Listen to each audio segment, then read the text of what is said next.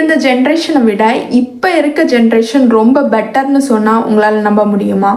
நம்ம தாத்தாவோ பாட்டியோ யாராச்சும் நம்மளை இப்போ இருக்க ஜென்ரேஷன் பீப்புளை பார்த்தாங்கன்னா, இந்த பசங்கள்லாம் ரொம்ப மாறிட்டாங்க, எங்கள் ஜென்ரேஷன் தான் சூப்பராக இருந்துச்சு அப்படின்னு சொல்லுவாங்க. ஆமாம், நாங்கள் ரொம்ப நிறைய மாறி இருக்கோம்.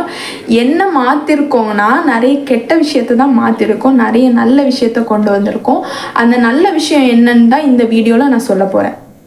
ஃபர்ஸ்ட் ஒன், இந்த ஜென்ரேஷனில் இருக்கிற எந்த பிள்ளைங்களுமே யாரையுமே கலரை வச்சோ ட்ரெஸ்ஸை வச்சோ இல்லைனா ஒரு பாடி ஷேமிங் பண்ணுற ஒரு காமெடியை வந்து அக்செப்ட் பண்ணுறதே கிடையாது. அது மற்றவங்களுக்கும் பண்ணுறது கிடையாது. ஒரு எக்ஸாம்பிளுக்கு சொல்கிறேன்.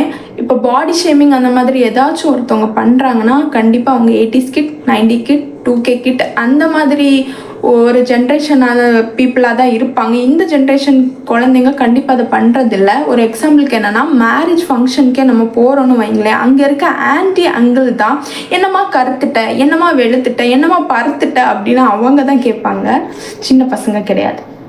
செகண்ட் ஒன்று என்னென்னா, முன்னாடி இருந்த ஜென்ரேஷனில் எப்படி இருந்திருப்பாங்கன்னா, ஸ்கூல் போயிருப்பாங்க, காலேஜ் போயிருப்பாங்க, அதுக்கப்புறம் வேலைக்கு போயிருப்பாங்க, அதுக்கப்புறம் தான் அவங்க செட்டிலே ஆகிருப்பாங்க. ஆனால் இந்த ஜென்ரேஷனில் அப்படி கிடையாது. ஸ்கூல் காலேஜ் படிக்கும்போதே அவங்க பார்ட் டைமாக ஒரு ஜாபுக்கும் போகிறாங்க. அதே சேம் டைம் என்னென்னா, அவங்க ஹெல்த்தை இம்ப்ரூவ் பண்ணுறதுக்காக ஜிம்முக்கும் போகிறாங்க. இந்த மூணையுமே ஒரே டைமில் இப்போ இருக்க ஜென்ரேஷன் பசங்க பக்காவாக மெயின்டைன் பண்ணுறாங்க. தேர்ட் வந்து என்னென்னா, நம்ம முன்னாடி இருந்த அப்பாவோ அம்மாவோ இல்லை தாத்தாவோ பாட்டியோ பார்த்துருந்தா தெரியும், அவங்க ஏதாச்சும் பழம் சாப்பிட்றாங்க இல்லாச்சும் ஏதாச்சும் ஒன்று சாப்பிட்றாங்கன்னா அதை உரித்து அது ஒரு காமனான பிளேஸ்ன்னு கூட பார்க்காம இப்படியே தூக்கி போட்டு போயிடுவாங்க. ஆனால் நான் ஒரு காலேஜில் ஒர்க் பண்ணேன். அங்கே இருந்த ஒரு ஸ்டூடெண்ட் கூட அவங்க சாப்பிட்ட சாக்லேட் கவராக இருக்கட்டும் எதுவாக இருந்தாலும் சரி தரையில் கூட போட மாட்டாங்க, ப்ராப்பராக டஸ்ட்பினில் கொண்டு போய் தான் போடுவாங்க. அந்த ஒரு டிசிப்ளின் வந்து இப்போ இருக்க ஜென்ரேஷனில் பக்காவே இருக்குது. ஃபோர்த் என்னென்னா, நம்மளோட முன்னாடி இருந்த ஜென்ரேஷனில் இருந்த பொண்ணுங்க யாருமே ப்ராப்பரான வேலைக்கு போயிருக்க மாட்டாங்க.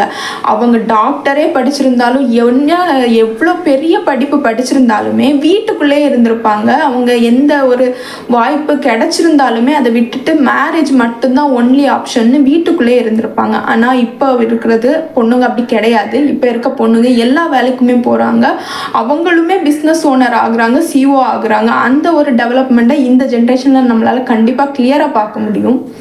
ஃபிஃப்த்து என்னென்னா, நம்ம ஒரு ஃபேமிலியாக இருக்கிறோன்னா அங்கே வந்து அப்பா எப்போவுமே முன்னாடி ஜென்ரேஷனில் அப்பா என்ன பண்ணுவாங்கன்னா அப்படியே இருப்பாங்க. அம்மா வந்து வெளியே வேலைக்கும் போவாங்க, வீட்டுக்கும் வந்து சமைப்பாங்க அப்படின்னு அவங்க வந்து எல்லாத்தையுமே பொண்ணு தான் பண்ணணும் அந்த மாதிரி ஒரு கேட்டகரியில் இருந்துச்சு. ஆனால் இப்போ இருக்க ஜென்ரேஷனில் அது தவறுபடி ஆக்கிட்டாங்க. இப்போ இருக்க பொண்ணுங்க வந்து என்னென்னா, உடம்பு சரியில்லைன்னா ரெஸ்ட் எடுத்துக்கலாம். அவங்க அண்ணாவோ தம்பியோ எல்லாருமே இப்போ வந்து சமைக்கிறது ஒரு காமனான விஷயம், அது பசங்களுக்கும் தெரிஞ்சுக்குங்கிற ஒரு கரெக்டான புரிதல் இந்த ஜென்ரேஷனில் அது இருக்குது.